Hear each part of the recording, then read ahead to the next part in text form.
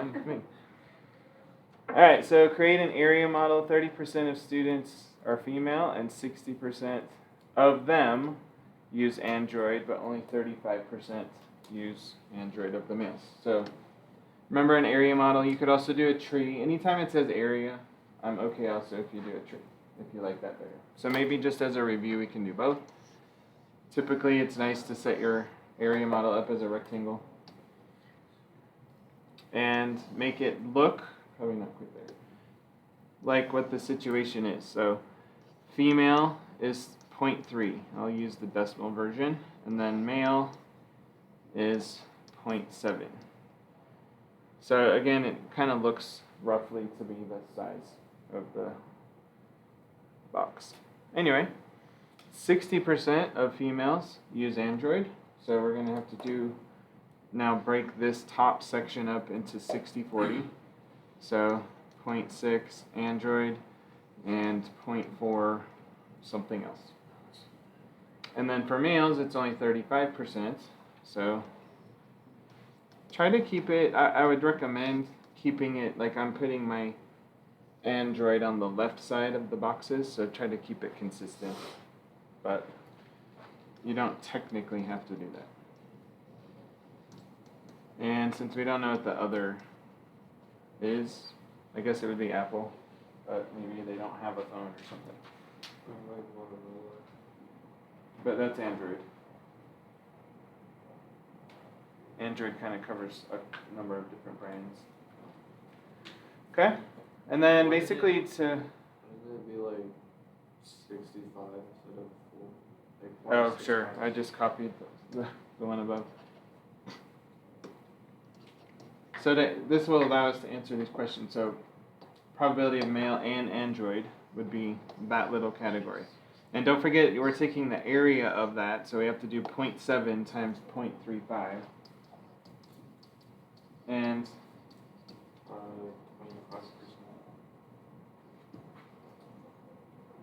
25%? It's probably close to it. Yeah, 0.245. Let's just do 24 and a half. Does it end there? Yeah. Okay. Is this, in terms, let's kind of quickly review our questions. So remember our first question that we should ask is what? Like here's a probability problem, what should you ask? Or an or. Okay, so I'd start probably there, or and. And this one clearly it says and. And then if it's and, what's your next question? Is it Independent or not? Is this one independent? No. Well, we don't know, right? Like it's not a cut and dried situation. Remember, we have a test for independence, so we could do that as a follow-up problem. But since we don't know, then we can't just say, okay, multiply, right? But because we have set this up as an area model, now we're considering those differences in the calculation, so it's okay. Did that make sense? Like we're accounting for the fact that it's not independent by using these different areas. That's what the area model does. Okay, and then if you wanted to do a tree, our first choice is either male or female, and again, write your numbers on there, so 0.3, 0.7, and then off of the female, what was it, so 60-40? And at one point I drew this with heavier, like the side that was higher probability was heavier probability, and so I'll just put O, well, I'll just write it other. So I was drawing it like heavier like that, which you can do if it's a visual thing for you, if it helps you to see, okay, Android is more of the probability, but you don't have to do that way. And again, I would recommend being consistent with this. So on both, putting Android on top, just in case you're working through it, it would save you from making a mistake. Okay, and then just multiply your way out. So it's the same idea. Just curious, how many of you like area model? So probably a little over half. Anybody like this version better? Okay. Yeah, so either one. Again, if it says create an area model, either one is fine. All right, female and what does that little thing mean? Not Female and not Android. So we're looking at this other category. So 0.3 times 0.4. Or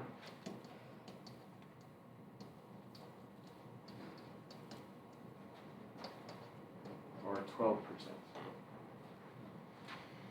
Okay, and then we have this weird bar. What does it mean? Or how do we read it? Maybe just in English? given that. Right. Given that we know that the person likes Android, right? So we have now conditional probability where we're knowing a certain category, and if we know that they like Android, what's the probability that they like, or that they are male? So far we've done this mostly with tables or like a description, and this is kind of that. So if we know that they like Android, but we're looking for the males, what do we do? Right, Brady. Don't you do probability A and B over probability for Yeah. software? Is that an issue out there? Okay. Sorry, I heard something I thought I needed to address.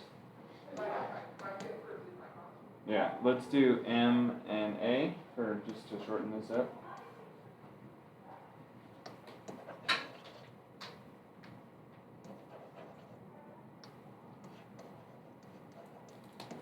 So male given Android, and he was right. So I'm kind of writing the formula here. It really should be this. If we're doing it with our notation, male and Android. And then what goes on the bottom? Like which of these two?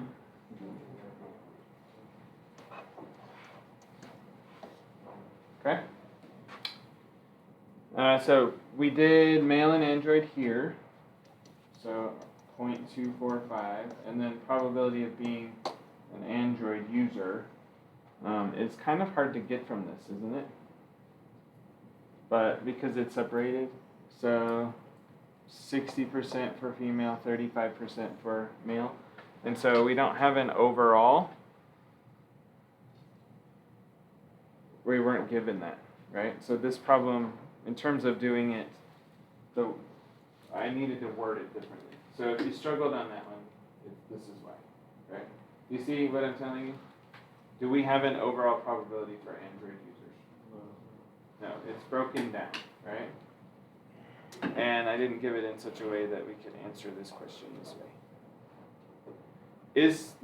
Look up, if you don't remember, look in your notes for how we test. Let's go back to male and Android. Test for independence. Let's just talk about the test for independence. Yeah. Usually, like for this one, P of M given A. We need to have that set to A. No, M. Yeah, so is this equivalent? Right? Or we could switch it, and I guess we could say both options.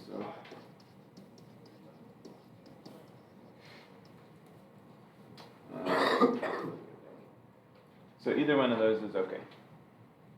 Again, can we answer that?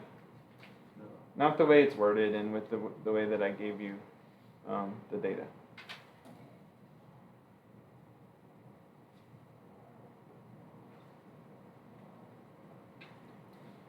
So that's kind of what you worked on Tuesday. I don't remember I don't think I put in there for the packet if I put in there to actually do the surveys. Can you grab that packet, by the way? And so did you, some of them, like in your class, did you find out who was wearing sneakers or who puts their thumb on which thumb you put on top? Did you do that one? I just put it at random. Oh. And then what was the other one?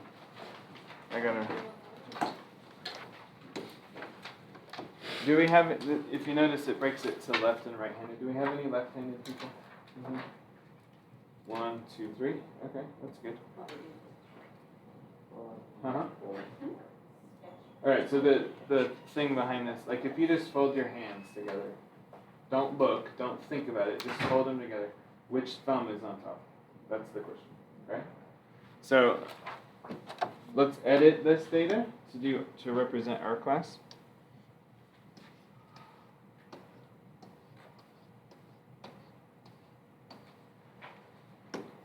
Okay, and so let's start with left-handed.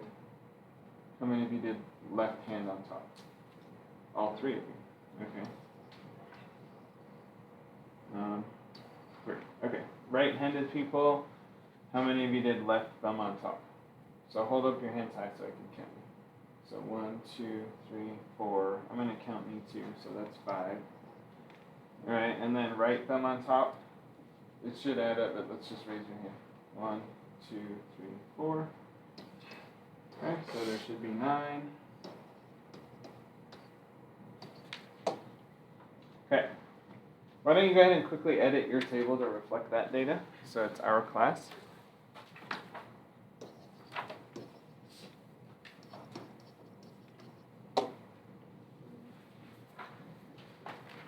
Is there 12? Yeah. Good. We're missing, I think, 1, 2, 3 people.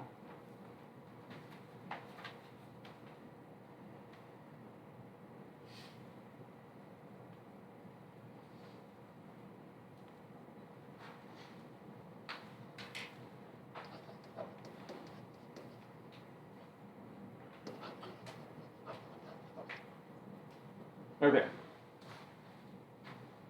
So with this tabular data, it's a little bit easier to work through some of these questions. So I want to kind of do this quickly as a review.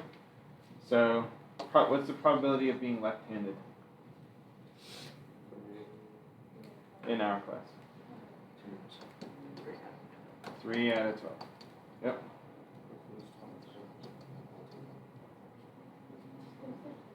Okay, probability of left thumb on top. That's 8.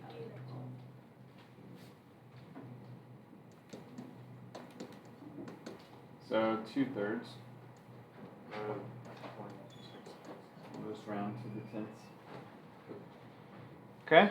How about number 3? What is it saying? So if left-handed. If we know they're left-handed,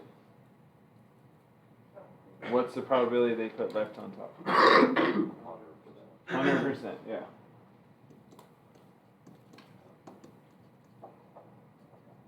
Good?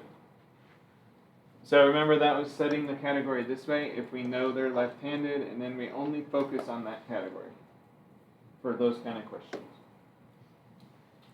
All right, tell me about this next one. How is it going to be similar or different to number 3? Left thumb on top.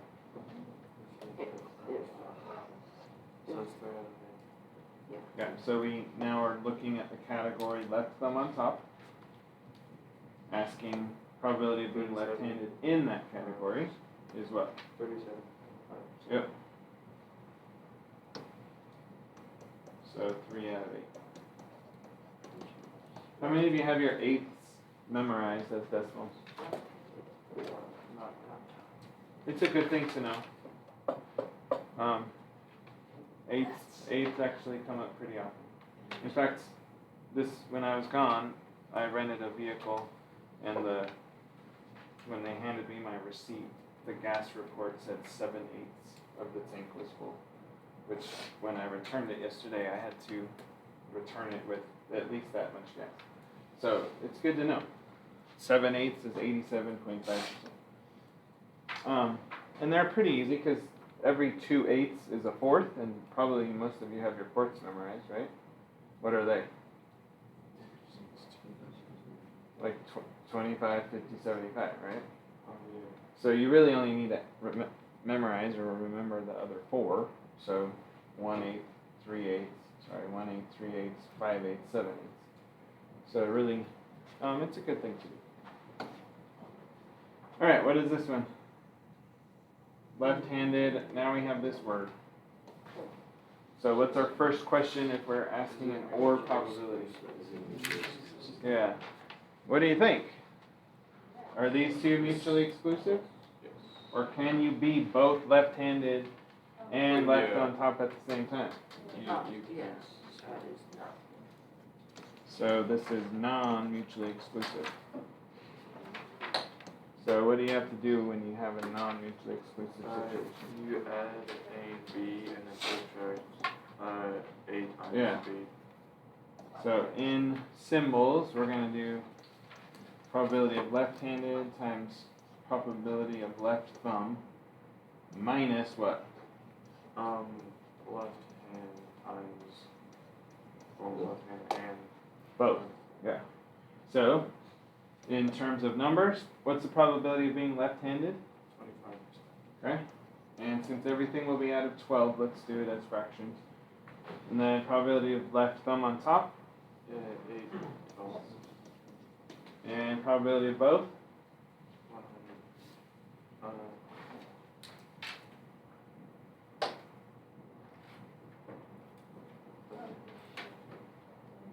This.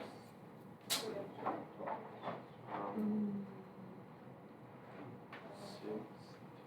Probability of both is this. Left-handed and left on top is that box right Oh, there. it's 3. Right? So it's 3 out of 12. So it's 8, 12, 16.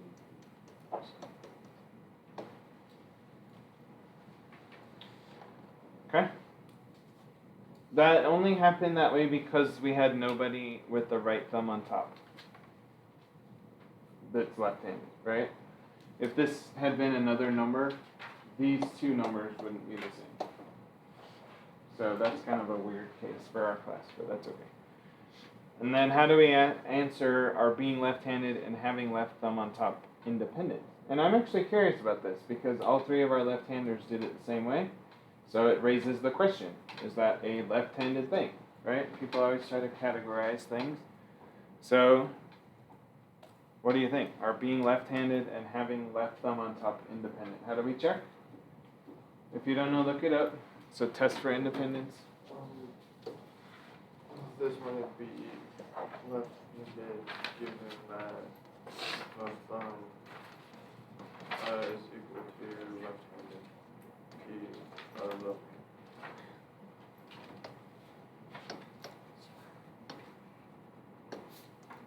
Oh, that's huge.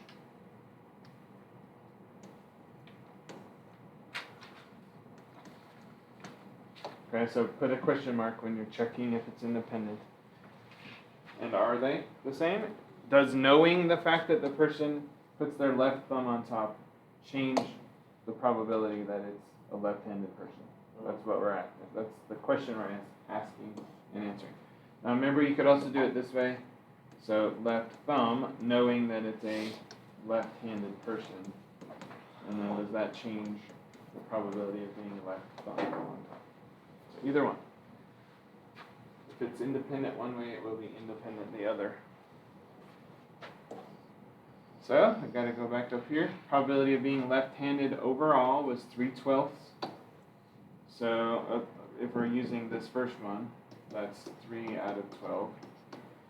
And then probability of being left-handed, knowing that we have our left thumb on top, is 3/8. So this side, knowing that we have a left thumb, we're 3/8. So are those equal? No. So are they independent? No. And just to prove that the other method works, let's also do it. So I'll just put equals for now. Probability of being left thumb on top is 8/12. So left thumb, 8 out of 12. Probability of left thumb on top, if we already know that they're left-handed, that was everybody, right? So 3 out of 3. Are those the same? No. Okay. So either way, you're proving that they're not independent. Okay, and then we already answered the mutually exclusive part.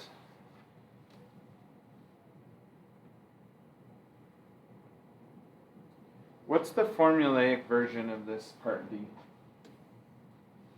Let's review that. And by the way, I never did tell you this, but it's has a name. It goes a little deeper than what we'll say, but this is Bayes' theorem. So probability of A and B. What can we do on the other side of that equation to calculate that? That's what this is asking, and it says use the table, but well, check with the table, but I want to use the formula. So look that up. The formula version of non-independent and probability. Oh, it's equal to P times QB. Mm-mm. Non-independent, right? Okay, so let me help you find it. Right here. And not independent. So PA, it's probably too small. Times There we go. B gives So the probability of A times the probability of B given A. And we can do this either way. We have to change things around, but meaning if this said probability of B, what would this have to say? A given B, right? So either way is fine.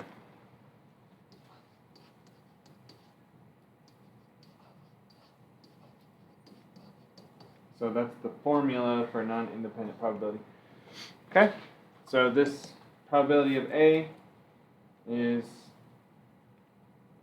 left-handed. I don't feel like scrolling. Do we have that handy here? So 3/12. And then probability of being left thumb on top if we know that they're left-handed. Do we have that? Yes, we do. Is 3/3. So what is that? 9/36. So a fourth.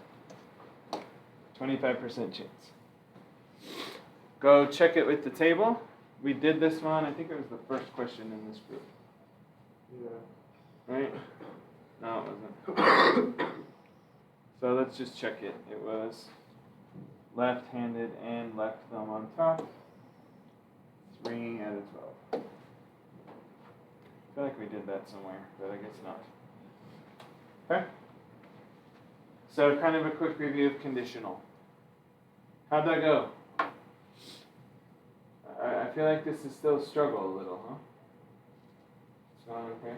It's alright. I mean, I don't know. It's like, I understand everything we're doing. It's just like being able to like be there, do it, and then have the same critical thing throughout. Okay. Maintaining that.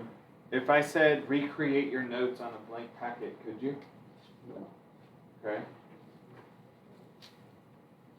That would be a good thing to be able to do with this unit especially, because if you look through it, there's a lot of formula stuff. So, knowing not just the formula, but when to use it. So, and not dependent. How do we test for independence? And then we'll get to that in a minute, all that permutation stuff. But, there's lots of boxes telling us when to use, what to do. And so if you're constantly having to go back and reread your notes, each problem, that makes this harder, okay?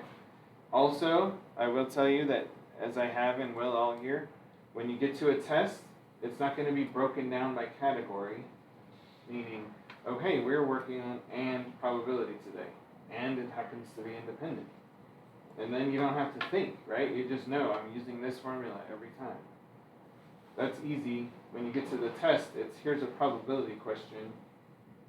Can you do it? And you have to search through your notes. So the better you know what to do and when, the easier that is to do. I promise this will probably be the hardest test we take in the geometry class. Probably. And that it's not on purpose. It's because this stuff is confusing. So don't let it roll you over. Like, make sure you're keeping up. If you couldn't recreate your notes on a separate paper, at least know them well enough that you can find it really quick, right? So be looking at them, be reading them, probably nightly, I would say. Any questions on conditional for now? Okay, so let's review. We called this counting.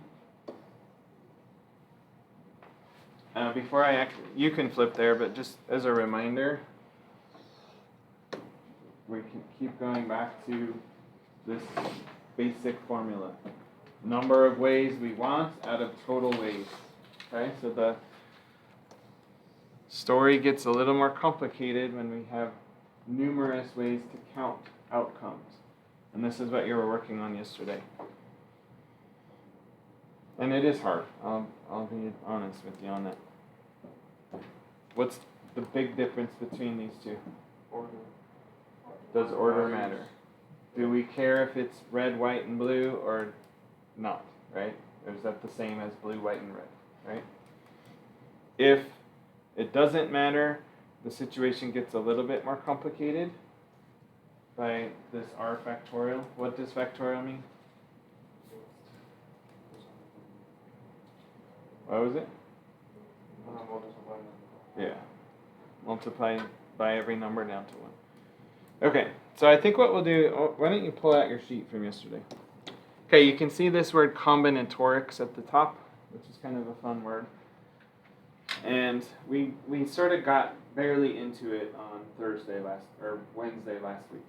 So just to remind you where that came from.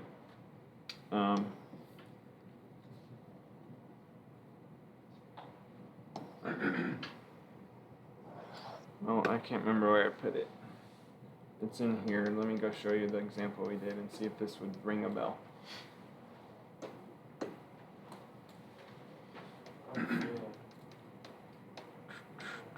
This one?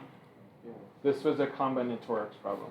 So just as a reminder, it was all these names, and we said how many ways, or what's the probability that a student begins with a consonant? Okay? So this is where we had to first pick, does order matter? So we said no, and that's why we chose combinations, not permutations. And then we had to go back to that basic original formula for probability. How many ways of interest over total, and both of those required a combination. So that was the combinatorics problem. And I realized that we only did one, so it wasn't a whole lot to go on. And so let's kind of use this to get into that, so I'm glad you asked about it. So basically on any of these, you're thinking, how can I either use permutations or combinations to get the total and get the number of ways I care about? Now, how can you tell the difference between this and the kind we were just doing when I just say, here you go, do someone a test? And it doesn't say, this is a combinations problem, this is a conditional problem. How are you going to know? Do you understand what I'm asking? Because look at the notation. There's nothing inherent about it necessarily that says this is a combination, this is not, right? So, I mean, there's subtleties, there's nothing obvious. What were you going to say? Because it says, what are the following theoretical possibilities? Okay. So he's cueing in on theoretical probabilities. Theoretical versus experimental. So think about it. Let's do a very basic example. If I flip a coin let's do 5 times. I flip a coin 5 times. What is the chance on each flip that I'll get tails? It's 50%, right? So let's see if you remember this. What's the chance that I get tails on every flip?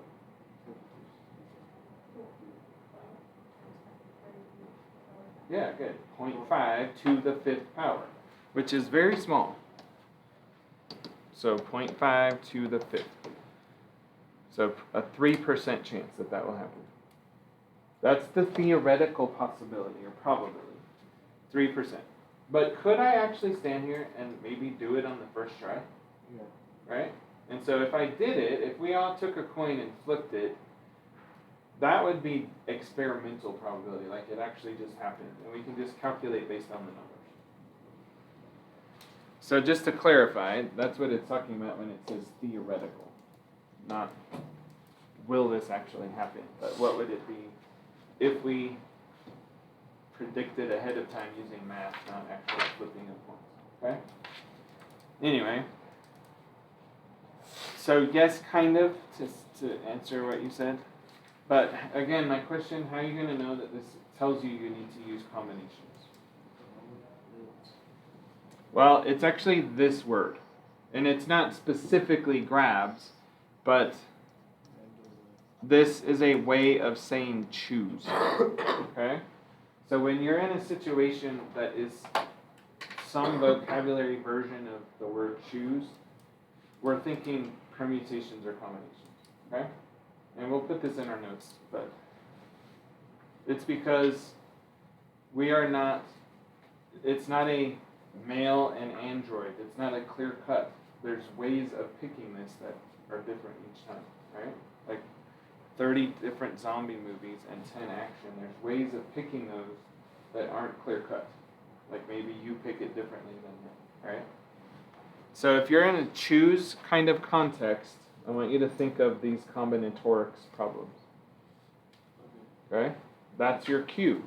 Because again, if you just look at this P of all zombie movies, that is not enough to tell you, is this and, is this or, is this conditional, is it independent, is it combinatorics, right? It's too big. So you got to read in a little bit more. Anyway, that said, let's just do these as kind of warming up to this idea, and then we'll go write about it. Or is it more effective for you to write first, write notes? Like which one?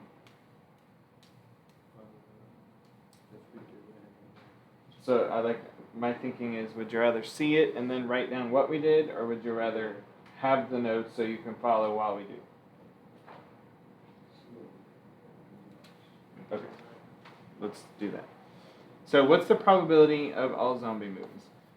Well, if you can put yourself in the scenario, it might help you think through what you're actually doing. So I'm thinking of, let's say that shelf right over there has 30 zombie movies and 10 action movies. So there's 40 movies sitting there, right? Okay. We are choosing 6, what was it? Yeah, 6 right here. So you walk to the shelf and choose 6, right? Okay. I guess before we do that, we need to remind ourselves this. Number of interest, and I'm very much shorthanding this, over total waste. You are going to start these problems with the total. It helps frame your mind into what you're actually doing. Okay? So, here, what is the total that we are, I'm not asking for a number, I'm asking for a description. So, if I was going to write this, probability of all zombie, I need a total here. Describe what the total looks like. What was it? 30 out of 40. 30. Okay, but we're walking to the shelf, and what are we doing? We're gonna grab 6. I'm not picking 40. 6. Okay, yeah. I'm picking 6 of them, right? How many are on there? 40. There are 40. Does order, okay, so after that, so we know the scenario. Go grab 6 movies. I'm holding 6 movies in my hand. Does the order in my hand matter? No. No. Okay, so is this a C or a P? Just C. Okay, so we know it's going to be this, right? And we'll fill in those in a second. Just a reminder, what does the N stand for? Total weight, the total options, right? Yeah. What does the R stand for? What you want. How many you're picking Yeah. or choosing, right? The reason why this word kind of clicks with this stuff,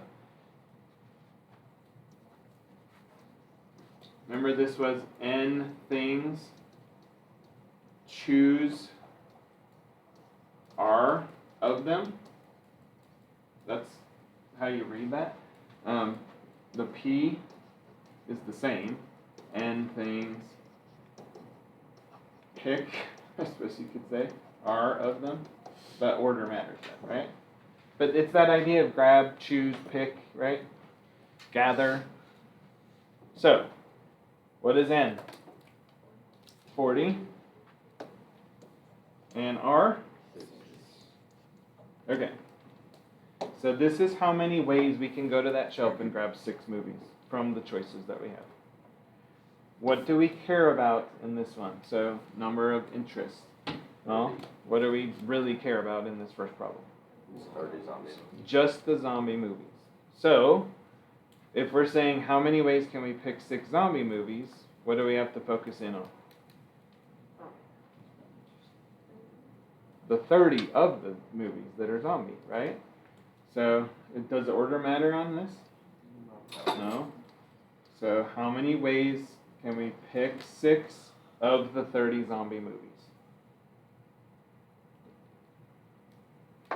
Because at this point, the interest part, we don't care about the action. That's wrapped, the action movies are wrapped up in our denominator, right? That's like decreasing the probability by having those 10 movies also that are action. Does that make sense? So up here, how many ways could we, if we only focus in on the zombie movies, how many ways could we pick 6 of them? Okay? And then we just run those 2 numbers, and this is where your calculator is nice. So remember, you're going to go math and probability, number 3 on this one. Oh yeah, I have it on the old mode. Yeah, it is the press. So 40.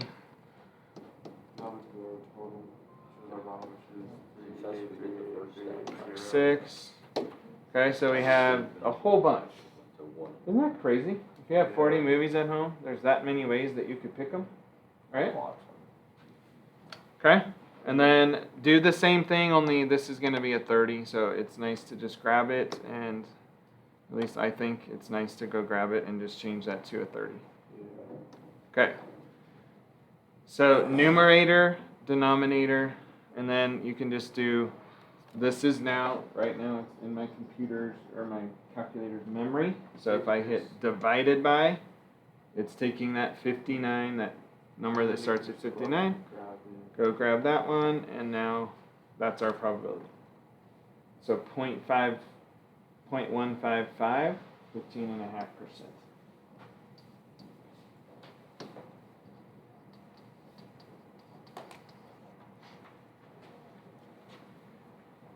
If, I'll tell you in terms of work on a quiz, test, whatever, if you showed me this, I would be perfectly happy with that, okay?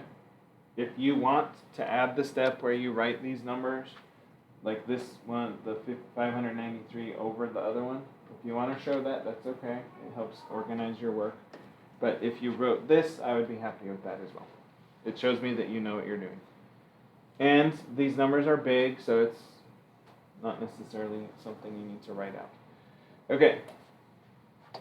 How about this one? You guys tell me how to set it up.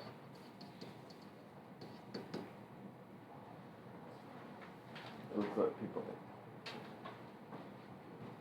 think.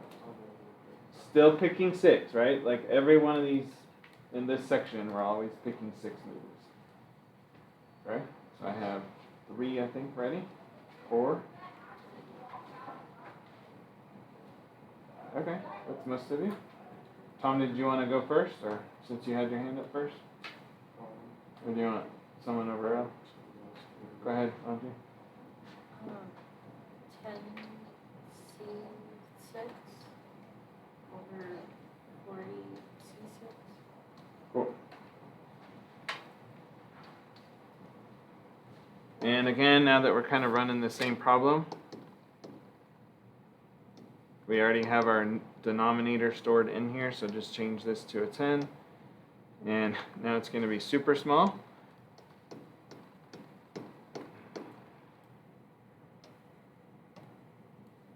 What does that mean?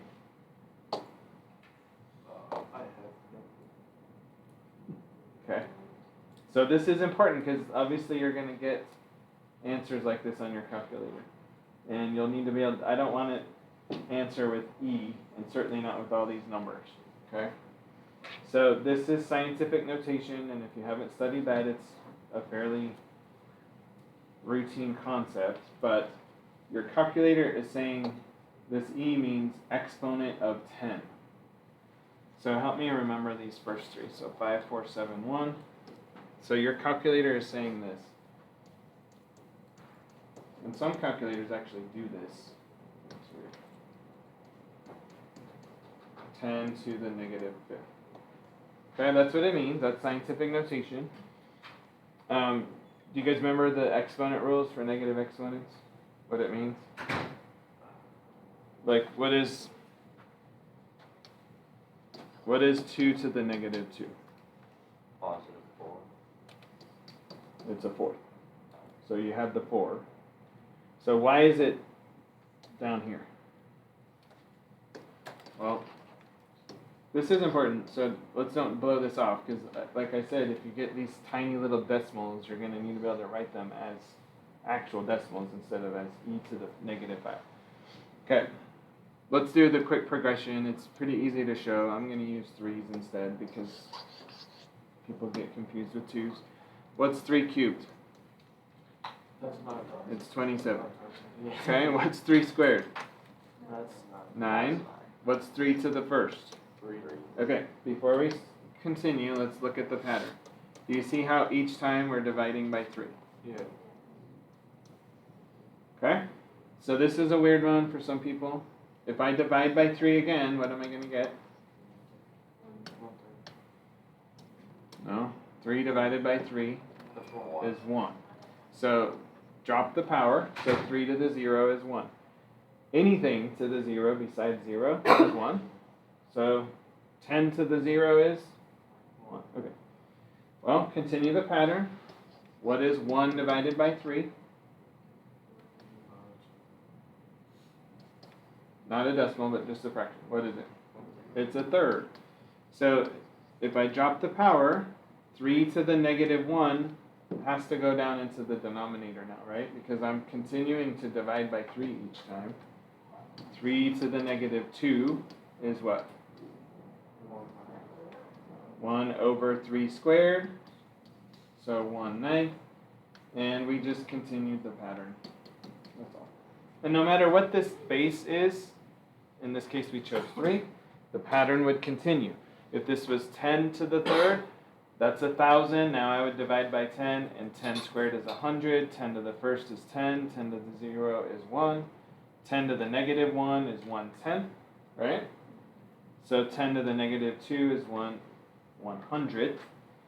So think down a ways. 10 to the negative 5 would be 1 over that. No, sorry, that. Okay? 1 in 100,000. If we put the in the middle number, it would be 1 over 10 to the 5th, which is 100,000. So that means that they're not going to be watching all action movies. Very unlikely to pick all action. Exactly. Because if we go back to the number, this is saying take 5 and divide it by 100,000. That's what it's saying, right? Because this is 5.471 times 1 over 100,000. Okay, everybody follow me? So, let's boil this down to the very basics. Look here. If it says e to the negative,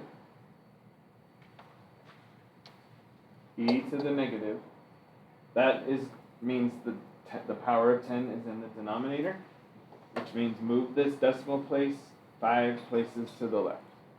Right? This is the nice thing about tens, is our whole decimal system is based on 10. So 1, 2, 3, 4, 5. If it said e to the 5th, what would we do then? Go to the right, because that would say times 10 to the 5th, which is times 100,000. 1, 2, 3, 4, 5. So if you can picture, that would be 547,000, right? It's a way of showing really big or really small numbers without having to write them out. So typically you run into scientific notation with like astrophysics kind of quantities, or for big numbers, or do you guys know Avogadro's number? Anybody taking chemistry? So do you see how that would be a teeny number? Sorry. It's this number. I'll tell you what the negative would mean in a second. It's a really huge number, meaning this is the number of atoms of a substance in a mole of a substance, which if you've never taken chemistry doesn't mean anything, but this is where we use that. Okay?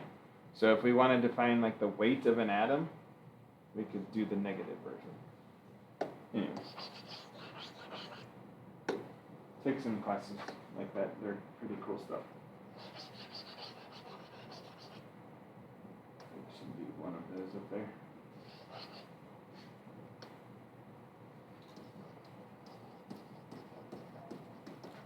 Okay, so that's that number. Everybody good on that? One place gets us in front of the 5, and then 4 more zeros. 1, 2, 3, 4, and then our 5. What percentage is that? Now we got to move it back the other way too, right? So 0.00547 1%. And like Gabe said, are you going to end up picking all action values? Not even close. All right, why don't you guys try C and D, and then we'll check. Or you already have the answers, don't you? Yeah. Okay. So let's just write down the setup. This word is a pain. Because we're grabbing 6, so what we are only talking about 2 of them. So what do you do with that? You still have to account for the other 4. Yeah, you got to count for the other 4. And what do those 4 in this case have to be? Yeah, they cannot be zombie. So does our denominator change?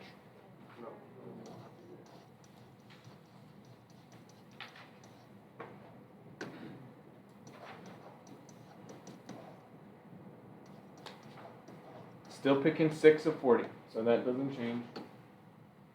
Okay, so on this, I want you to, on your paper, please write this.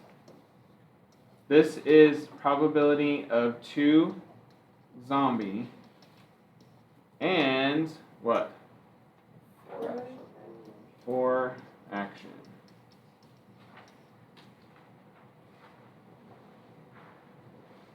Are those independent? We can multiply them. It's okay, yes. Okay. So, how do we do the probability of picking 2 zombies?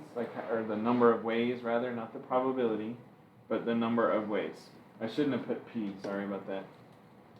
That's how we've been thinking of this, but take those P's off. How can we pick, what's the setup for picking 2 zombies? Would it be, would it be like 30 C2 and then 10 C4? Yeah, good job. Okay, so that's the setup for that one. How many ways can we pick the 2 zombies? Times how many ways can we pick the 4 action? And then over here, it's kind of the same idea. So probability, sorry, not probability. You guys tell me. I'll write the denominator.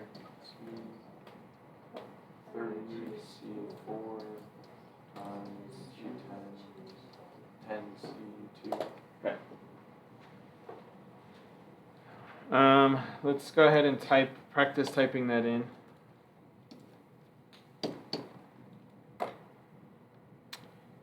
These older calculators sure are a pain for that. Use your parentheses, so 30. I guess I say it's a pain, but it's sure faster than typing in the formula every time. That one we're choosing 2. And then times 10. Choosing 4 divided by 40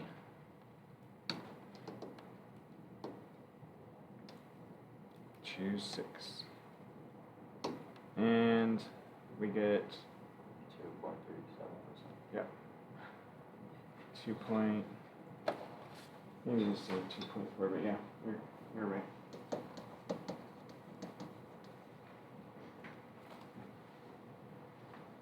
No E on that one. So you're kind of seeing the process, how you get the hang of this a little? How about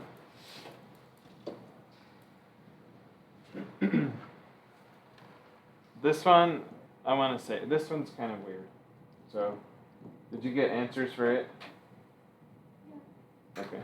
I want to save it for another. No, wait. What does sample space mean? Yep, we'll talk about that. But it was the first thing on your packet. If you look at your probability packet, we'll talk more about that in the next section. But we actually did define it right away on the packet. Yeah. Did you find it? So sample space is the possible outcomes. Yeah. Which we're not going to list here, but we could describe it. So 5 cards. This is thinking of like a 5-card poker kind of situation, right? So how many, if we're picking, let's just do the denominator. What would the denominator for picking 5 cards out of a 52 card deck be? 52. 52. Does order matter? No, as long as it's 5. Pick 5. Okay. Is that a big or small number? I mean, what's your gut say? Small. How many ways can you pick 5 out of 52? So I guess you have to decide. I would consider that a big number. 2.5 million ways, 2.6 million ways. Oh, yeah. That seems like a lot, right? Okay. So it's quite a few different ways. And that's with order not mattering. If we put a P there, would that go up or down? It would go way up. Let's put a P there just to prove. Actually, and just to kind of be curious about how big it would get. So this is now 2, and we're picking 5 if order matters. Yeah. Oh, that's almost like. So what is that? 311 million. So 150 times more. It's a lot, right? Anyway, how many diamond cards are there? 13. 13. Good job. So this would be 13. Choose 5.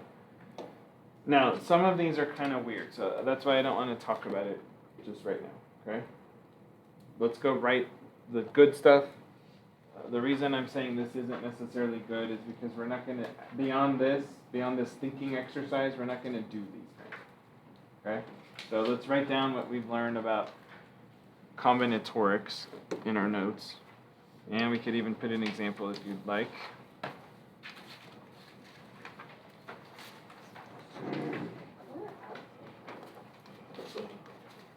Wait, are we out? We're We're out of So,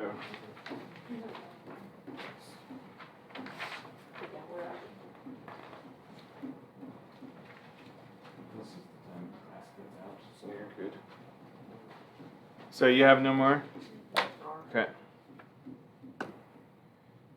Well, let's just use one of these, because you haven't written anything in here, right?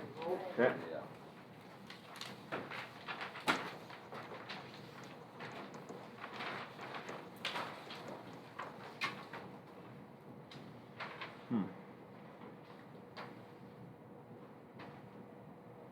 How many of these do you have? Oh, I know. How many is that? 6? Stars. You have 9? Okay, because we still have binomial probability and expected value, but that will all fit. We'll just have to stick examples and notes in here. So, all right.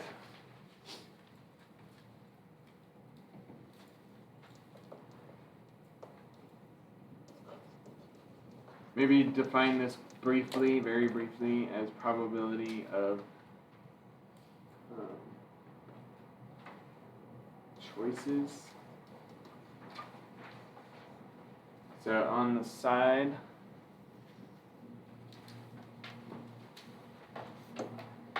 what was the word that tells us to use this? Yeah.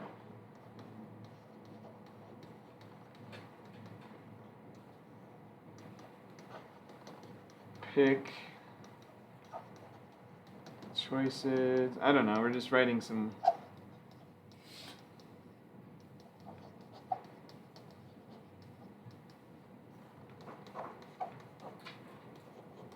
Some keywords that tell you.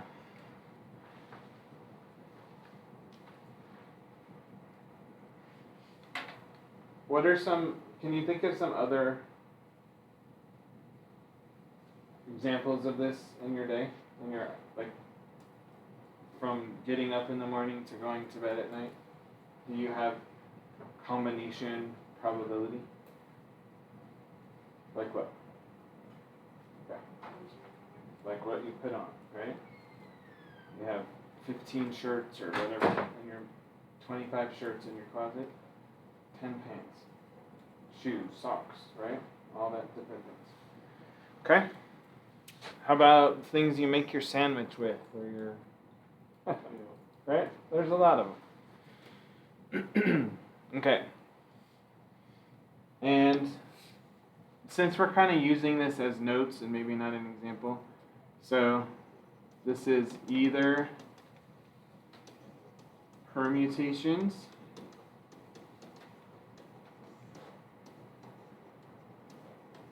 or combinations.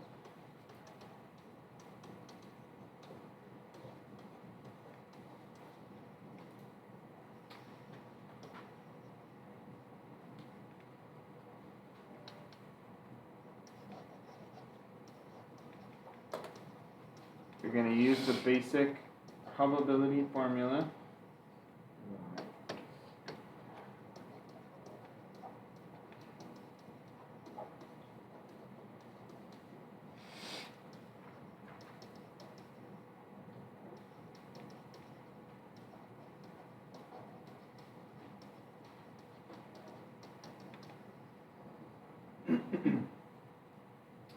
So write that again here. So I'm going to just use parentheses, whatever the problem dictates, whatever goes in there. Okay, so number of ways to, quote, choose of interest. I forgot the of.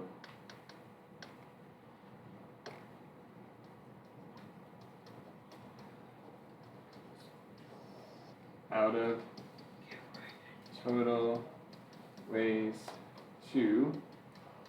Okay, so we have modified this slightly.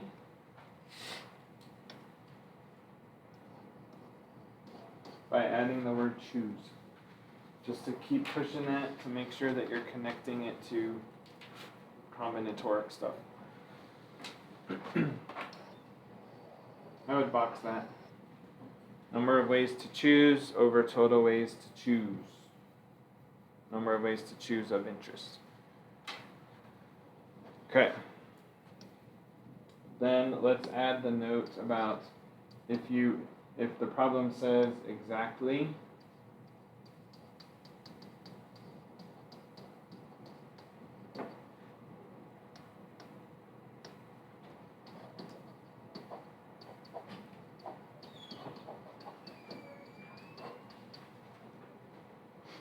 so that was the second row of zombie problems. What did we do when it said exactly? We had, no, we didn't do that. So exactly two zombie movies. What did we do? Multiply. Yeah, we had to multiply our two outcomes, right? Like how many ways. Anyway, you get that.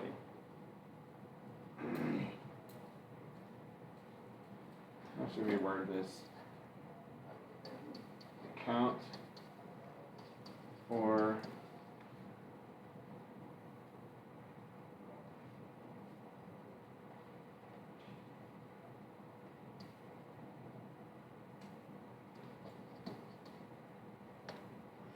I'm changing the word the to both.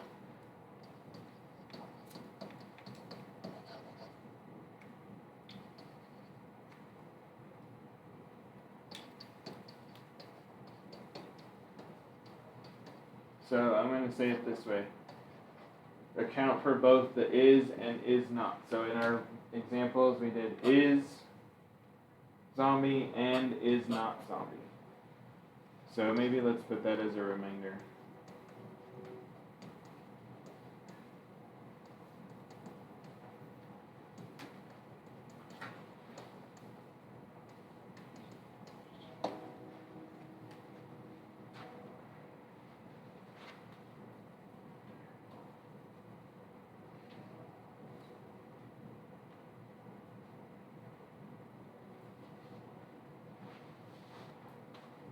Okay.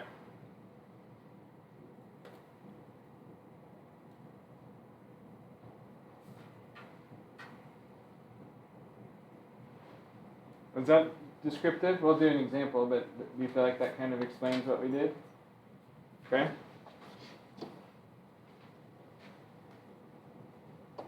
Oh, you know what? Before we do that, we might have to add the example tomorrow. Let's put a note about the calculator thing.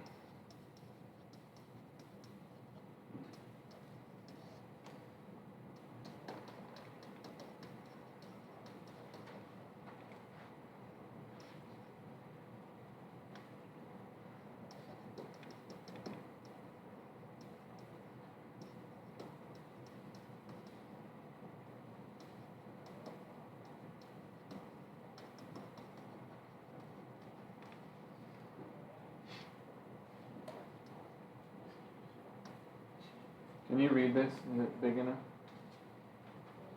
Okay.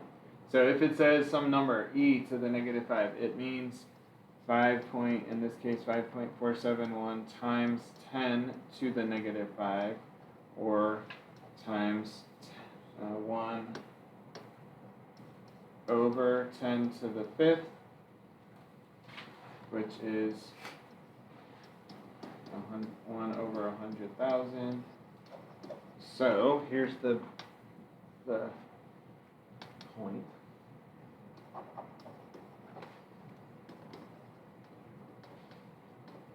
Move the decimal left 5 spaces. Okay.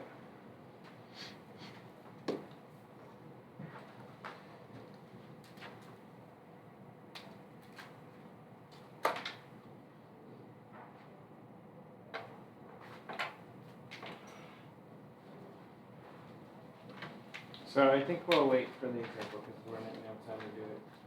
And if you didn't finish the review part of this packet, that will be what you do tonight. If you did, then we'll pick this up tomorrow. Don't worry about it. How are you feeling about this after that? Feeling better? Yeah. But what's the review? I hate riddles.